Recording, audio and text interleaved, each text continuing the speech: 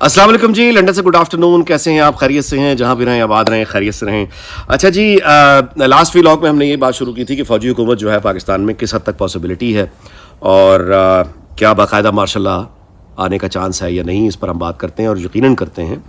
لیکن اس سے پہلے میں آپ سے گزارش کروں کہ میں نے پاکستان میں آج ایک نہایت قابل احترام شخصیت کو فون کیا جن کا میں بہت احترام کرتا ہوں، اور وہ اتفاق سے اسلام آباد میں بھی تھے آج. تو کچھ سوال ان کے سامنے رکھے، رونا دھونا رکھا کہ بھائی یہ پریشانی ہے تو بتائیے. انہوں نے پھر دانش کے موتی جو ہے ان سے مالا مال کر دیا، تو وہ موتی لے کے آپ کی خدمت میں حاضر ہو گئے. پہلی بات تو یہ ہے، انہوں نے جو بتایا وہ یہ ہے کہ جو ایک کوآرڈینیٹڈ کمپین فوج کے خلاف سوشل میڈیا پہ بہت چلائی گئی، چل رہی ہے، اس میں انڈیویجولز انوالو ہیں، اس میں گروپس انوالو ہیں. ان کے بارے میں یہ کہنا ہے ان کا کہ یعنی اس کے بارے میں سوچا گیا ایک رد عمل کے کیا دیا جائے، اور مختلف آپشنز ٹیبل پہ ہیں. ایک آپشن یہ جو زیر بحث وہاں رہی وہ یہ ہے کہ ان کو گروپس کو یا انڈیویجولز کو ان کو جواب دینا ہے. اچھا پھر جواب دینا ہے تو کس کو دینا ہے، کس کو نہیں دینا ہے. اچھا پھر جواب اگر ہم دیں گے، کمپین کا جواب کمپین سے یا بات کا جواب بات سے، تو پھر ہم جس انڈیویجول یا جس گروپ کا جواب دیں گے اس کا ہم سائز اور اس کی ہائٹ وہ دونوں بڑھا کے اپنے ساتھ لے آئیں گے. تو کیا ایسا کرنا مناسب ہے، یا یہ ہے کہ ہمارے جو کرندے کرندے ہوتے ہیں مطلب ان سے جواب دلواتے رہیں؟ تو یہ ایک آپشن ایک تو یہ ہے. دوسری بات یہ ہے جو پتہ چلی وہ یہ ہے کہ عمران خان کا جو رد عمل اور پی ٹی آئی کا رد عمل جتنا بھیانک رہا اور جتنے اٹیک آئے، یہ موسٹ سینئر لیول پہ بھی جو جنرل حضرات ہیں وہ دے ور ناٹ ایکسپیکٹنگ اٹ، اور دے ور آل مطلب وہ شوق میں آ گئے تھے. اور وہ جو آپ کہیے کہ خاموشی رہی ہے، اس کو وہ کہتے ہیں اسٹریٹجک ریٹریٹ، کہ اتنے وہ حملے ہوئے ہیں تو وہ یہ مطلب ہے کہ سوچو بچار میں لگ گئے کہ اب how to respond to this, how to react. Strategic retreat یعنی آپ پہ اب گولیاں برس رہی ہیں تو آپ پیچھے جا کے یعنی رک کے تھوڑا ٹہر کے ری گروپنگ کر لیں، ری انرجائز کر لیں اور پھر فوکس کر کے دوبارہ اٹیک کریں.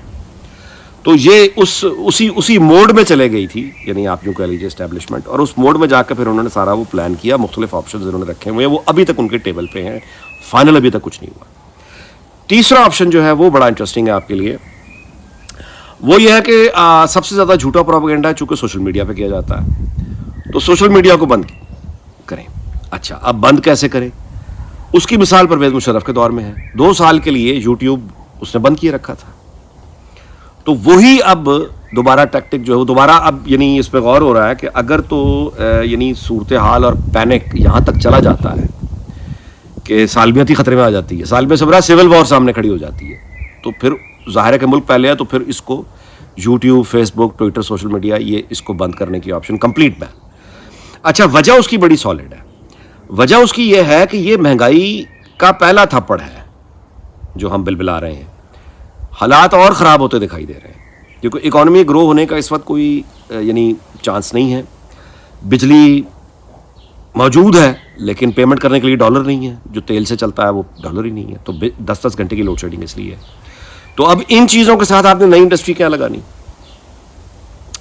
تو نئی انڈسٹری لگنی نہیں ہے، اکانومی کا کوئی بڑھتا ہوا فی الحال نظر نہیں آ رہا.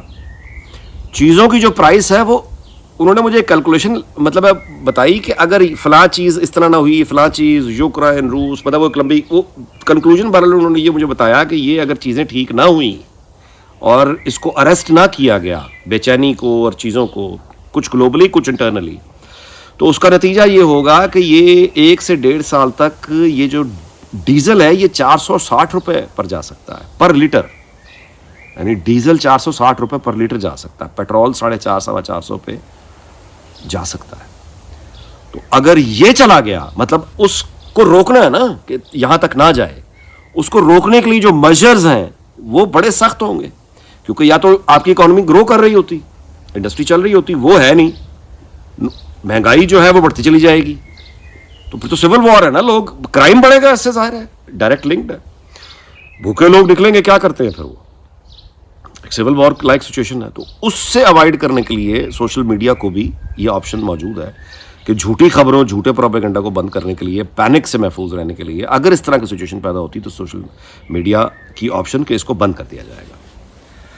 آگے چلیں جی. وہ یہ کہتے ہیں کہ عمران خان جو پختونخوا میں بیٹھا ہوا ہے اس کی وجہ صرف یہ نہیں ہے کہ وہ یعنی گرفتاری سے ڈر کے بیٹھا ہوا ہے.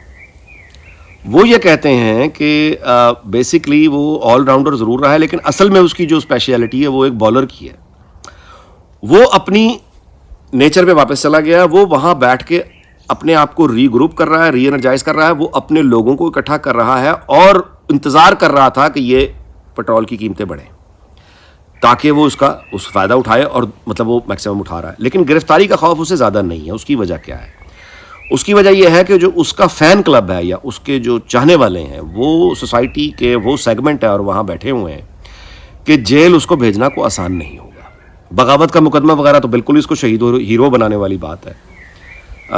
جیل بھی عمران خان کو پتہ ہے کہ مجھے وہ زیادہ سے زیادہ بنی گلا میں بند کر دیں گے تو کمفرٹس ہوں گے, اور اگر کوئی اور بھی ہمت کی تو اس کو کوئی کسی تکلیف, کوئی قانون کا کوئی عملداری, کوئی عمر قید, کوئی یہ جو باتیں ہو رہی ہیں پھانسی وانسی, کوئی اس طرح کی اسے ہاتھ بھی کوئی نہیں لگا سکتا. یہ آج تک کی حقیقت ہے اور وہ یہ جانتا ہے.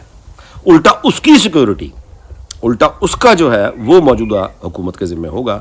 اس وقت کوئی زیادہ سے زیادہ یہ ہے کہ اس کو بنی گالا میں نظر بند کر دیں گے, اس سے زیادہ نہیں. انہیں اس کو کچھ بگڑنا نہیں ہے, تو اس کا وہاں بیٹھنے کا جو ریزن ہے وہ یہ نہیں ہے کہ اسے کسی سیل میں ڈال دیا جائے گا یا اس کو پھانسی چڑھا دیا جائے گا یا اس طرح کی بات بالکل نہیں ہے. وہ جانتا ہے ایسا نہیں ہو سکتا.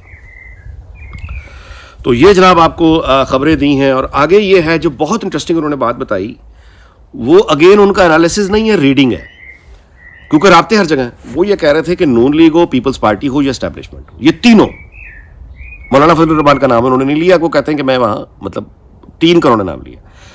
انہوں نے کہا کہ یہ تینوں کے تینوں اس وقت فوکس ہو کے عمران خان کو دیکھ رہے ہیں کہ عمران خان کیا کرے گا, اس کے جواب میں ہم کیا کریں گے.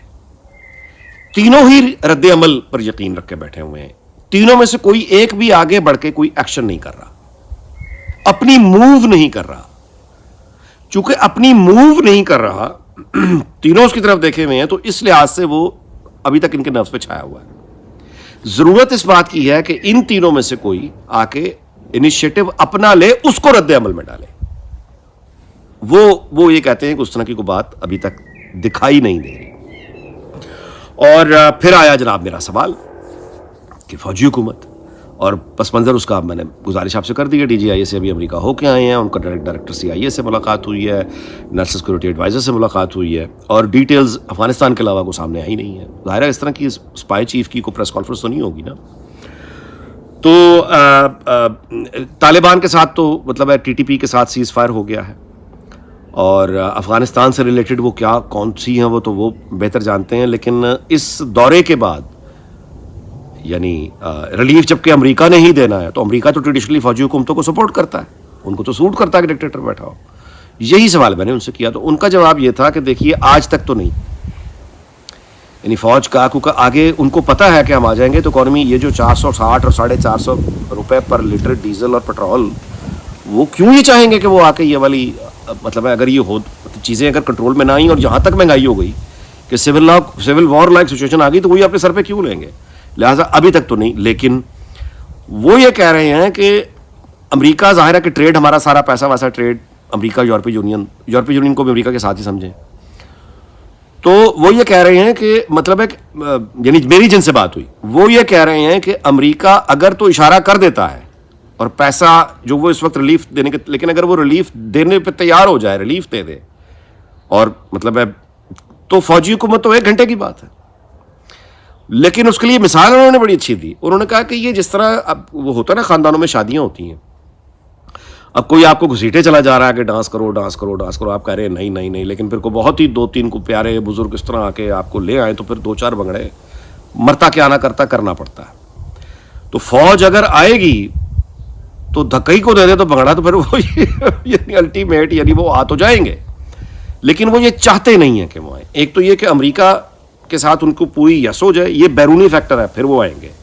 اور دوسرا انٹرنل بھی, یعنی کوئی چوائس اگر نہیں رہے گی تو پھر وہ آ جائیں گے. They are ready.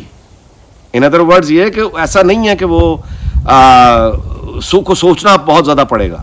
اگر کوئی ایسی سچویشن ہو گئی, امریکہ سے یس ہو گئی, مطلب ہے ان کا کہنا ہے کہ آنا چاہتے نہیں ہیں, بالکل نہیں آنا چاہتے, لیکن اگر ایسی کوئی بات ہو گئی تو آدھے سے 1 گھنٹے میں مطلب ہے دے ہیو, مطلب ان کو یہ وہ ریڈی ہیں اس کے لیے. اچھا ٹھیک ہے, پھر یہ بھی تو یہ صحیح, کیونکہ ملک کی سالمیت اگین اگر آ گئی تو پھر ان کو آنا پڑے گا. تو یہ بھی آپ بالکل اس کو رول آؤٹ نہیں کر سکتے. سو یہ تھی جناب गुफ्तगू, ये थी बातें, और परेशानी बहुत ज़्यादा है, बहुत ज़्यादा परेशानी है, क्योंकि महंगाई जैसे मैंने आपसे गुजारिश की है, कम होने का आगे कोई चांस नहीं है, रिलीफ का दूर दूर तक कोई मामला नहीं है, पॉलिटिकल स्टेबिलिटी दूर दूर तक अभी तक फ़िलहाल कोई अंदाज़ा नहीं है। तो इसके साथ अब आप देख लीजिए, सबसे ज़्यादा जो भयानक इसमें चीज़ है वो ये है कि जितने भी लोग इसमें इन्वॉल्व हैं, हमारी तकदीरें जिन लोगों के हाथों में हैं, वो इस पार्टी से है, वो उस पार्टी से है, वो यहाँ है, वहाँ है, वो ये कहते हैं कि इनमें से कोई भी उस विजन का आदमी पाकिस्तान के अंदर बैठा हुआ नहीं नज़र आ रहा, जो इस सारे को अपने सीने पे झेले और आगे का रास्ता दिखाए। मैंने पूछा नवाज शरीफ के बारे में क्या ख्याल है, कहते हैं हाँ नवाज शरीफ कर सकता है, नवाज शरीफ कर सकता है, प्रोवाइडेड कि फिर वो यहाँ आए, लेकिन अगेन वो फिर और दूसरे इंटरेस्ट हैं। चलिए जी, बहरहाल वीलॉग इस बात पे ख़त्म करते हैं कि अल्लाह ताला खैर करे पाकिस्तान के लिए, और पाकिस्तान के हमसायों, और पाकिस्तान और दुनिया भर में, जापान से लेकर अमेरिका, बरतानिया, सबको खुशहाल रखे। आपसे अगले वीलॉग में मुलाकात होगी, अपना ख्याल रखिएगा, अल्लाह हाफ़िज़।